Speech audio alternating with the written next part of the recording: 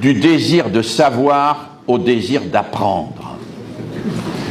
Moi, j'ai montré dans mes derniers travaux que il ne faut pas croire que tous les élèves désirent apprendre, hein. Les élèves désirent savoir, et si possible savoir sans apprendre, parce qu'apprendre ça demande du temps et des efforts, hein.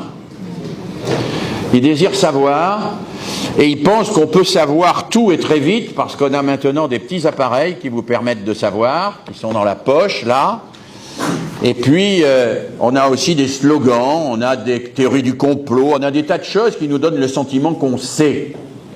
Et quand on sait, disait déjà Socrate, et quand on croit qu'on sait, on n'apprend plus. Le savoir n'invite pas à apprendre, il bloque l'apprentissage. Quand je suis sûr que je sais, ben j'ai plus besoin d'apprendre. Hein? Et donc le travail de l'école, c'est de bien dire à l'enfant, mais non, tu sais pas, je vais te mettre en recherche, tu vas aller chercher. Chercher. Et c'est pas un hasard que le grand philosophe et pédagogue John Dewey ait placé l'enquête à la fois au cœur de la pédagogie et au cœur de la démocratie, en disant la pédagogie et la démocratie ont pour matrice l'enquête. Partir en quête, chercher, se demander, s'interroger, et non pas s'enfermer dans ses certitudes. L'école combat les certitudes, et elle permet d'accéder à l'interrogation, à la réflexivité. Et pour cela, il faut des contraintes, ce que nous appelons des contraintes fécondes, telles que Kortchak les a formalisées. Septième élément, toujours dans la continuité, l'école est le lieu de la découverte de l'exigence, de précision, de justesse et de vérité. À l'école, celui qui a raison, c'est pas celui qui crie le plus fort, c'est pas celui qui intimide, c'est pas celui qui met sous emprise, c'est celui qui démontre le mieux. Celui qui démontre le mieux. Et si le maître a une autorité, c'est pas parce qu'il a le pouvoir de punir, c'est parce que c'est lui qui explique le mieux, qui démontre le mieux, qui est le plus précis, le plus juste et le plus vrai, le plus proche de la vérité. À l'école, il faut convaincre sans vaincre, et il faut surtout permettre l'intériorisation de l'exigence de précision, de justesse et de vérité. Si l'enfant n'est exigeant envers lui-même que parce que le maître est derrière, quand le maître disparaît, l'enfant n'est plus exigeant. Or, l'exigence est la clé du développement. Et c'est pas simplement vrai pour celui qui va devenir professeur d'université. C'est vrai pour celui qui va devenir artisan. C'est vrai pour celui qui va devenir paysan. C'est vrai pour celui qui va devenir commerçant. L'exigence de précision, de justesse et de vérité, c'est ce qui fait la qualité de tout engagement social. Vous voulez un plombier pour réparer, vous voulez quelqu'un qui construise un mur, vous êtes exigeant avec lui, il faut que lui-même ait intériorisé l'exigence, qu'il soit exigeant avec lui-même. L'objectif est donc que l'école apprenne à chacun à être exigeant envers lui-même. Envers lui-même. Ça nous renvoie à une idée forte autour de la notion d'évaluation.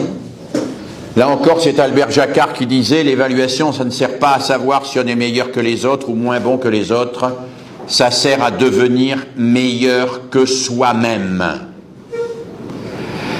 Si je me contente de donner une note à un élève qui a bâclé son travail, c'est la pédagogie bancaire. Tu as bâclé ton travail, je te donne 3 sur 20, tout le monde s'arrête là.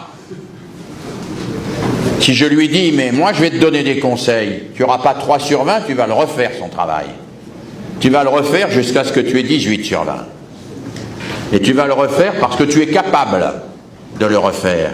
Parce que tu vas progresser, parce que tu vas t'améliorer. Moi je ne vais pas photographier ton échec, je vais passer de la photo au cinéma, je vais te faire évoluer et progresser.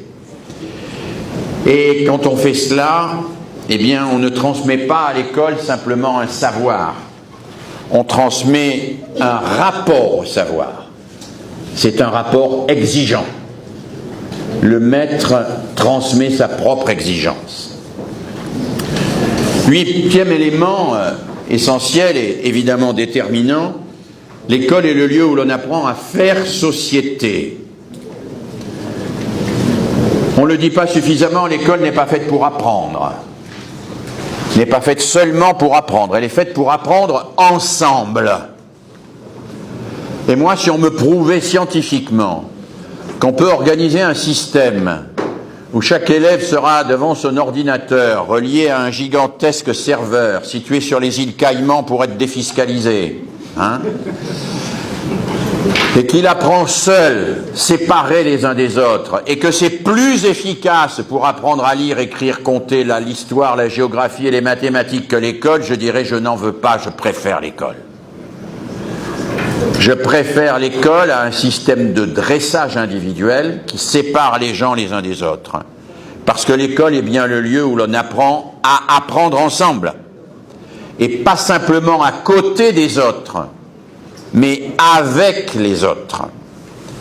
C'est la raison pour laquelle l'école est le lieu de l'entraide. Toutes les recherches internationales nous montrent que toutes les écoles au monde sous-estiment considérablement la fonction de l'entraide entre élèves. Quand un élève explique ce qu'il a compris à un autre, il ne perd pas son temps. Non seulement il fait comprendre à l'autre, mais en plus il comprend bien mieux ce qu'il a déjà compris. Parce que quand on explique quelque chose à quelqu'un, on le comprend mieux. Les travaux internationaux, ce qu'on appelle les méta-analyses sur le temps de travail, semblent converger, il faut se méfier des méta-analyses, elles sont toujours discutables, mais semblent converger sur le fait qu'une école efficace est une école où l'enseignant parle un tiers du temps, où les élèves travaillent seuls un tiers du temps, et où le troisième tiers, ils s'enseignent entre eux. Ils s'expliquent les uns aux autres, ils s'enrichissent les uns des autres. Alors encore une fois, faisons attention bien sûr aux